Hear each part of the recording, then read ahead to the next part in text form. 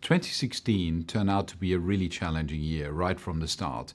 We had some turbulence caused by the Chinese economy and especially by how the Chinese central bank manages its currency, which calmed down right about the beginning of February. And then we had a calmer period for maybe 2 or 3 months. And then we had obviously the EU referendum of the UK, which led to the Leave vote, and the Leave vote caused, again, turbulence on financial markets, which turned out to be short-lived because investors realized that the economy was more resilient than people originally thought. And then we moved into autumn, and obviously at the beginning of November we had US elections, and that really was a surprising result with the election of Donald Trump as president-elect. So various significant events this year, and as we think about the outlook for 2017, we will consider what investors need to know for next year. There are 4 scenarios to consider for next year. The first one we call inertia because it's really a continuation of the current regime with slow growth, low inflation and profit margins falling further. The second scenario is technology, new growth, which means that artificial intelligence, driverless cars and synthetic biology impacting the global economy much earlier than we originally thought. We think it's more than 3 years away, but we'll see. The third scenario is persistent unease, which entails populism escalating, policymakers muddling through, undermining economic prudence. And the fourth scenario is a move away from austerity, which we observed during the last couple of years. And it means tax cuts, more government spending, for example, on infrastructure, and that would really drive another wave of economic growth.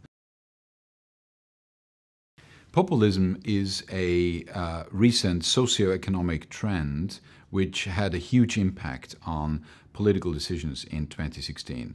What populism essentially is about is that people get short-term benefits at the expense of more substantial cost over the long term. And it impacted, obviously, the EU referendum in the UK and the US presidential elections, as well as the Italian constitutional referendum at the beginning of December this year. For those investors who expect populism to disappear again next year, there is bad news. Populism is going to stay with us and needs to be considered in the context of short and long-term investment strategy. It will impact the economy and financial markets in 2017 and beyond. Inflation is a really important factor for the first time in a long while to consider for 2017 and beyond.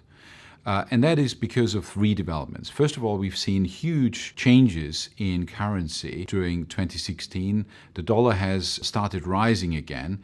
It's already quite richly valued, but it's looking to become more so in 2017 as a consequence of the economic policies of the Trump administration.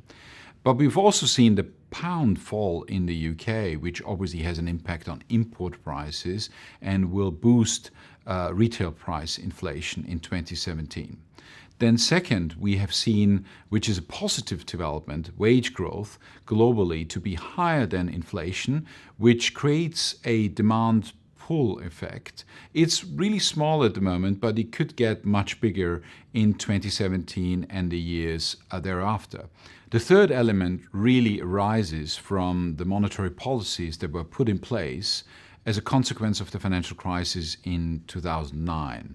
And central banks created a lot more money in the global economy, which hasn't been used so far, but could potentially be released to the global economy to affect consumption and the behavior of companies, and therefore become an inflationary force.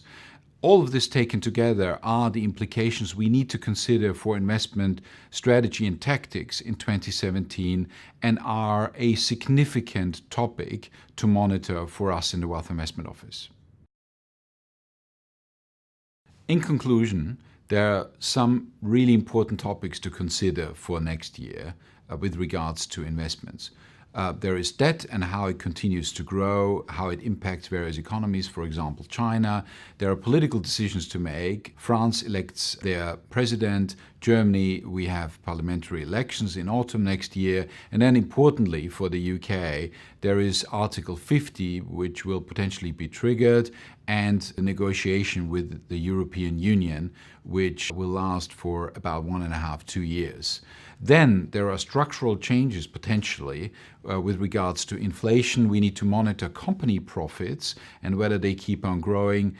So these are really, really important developments, and together they will influence our investment strategy for next year.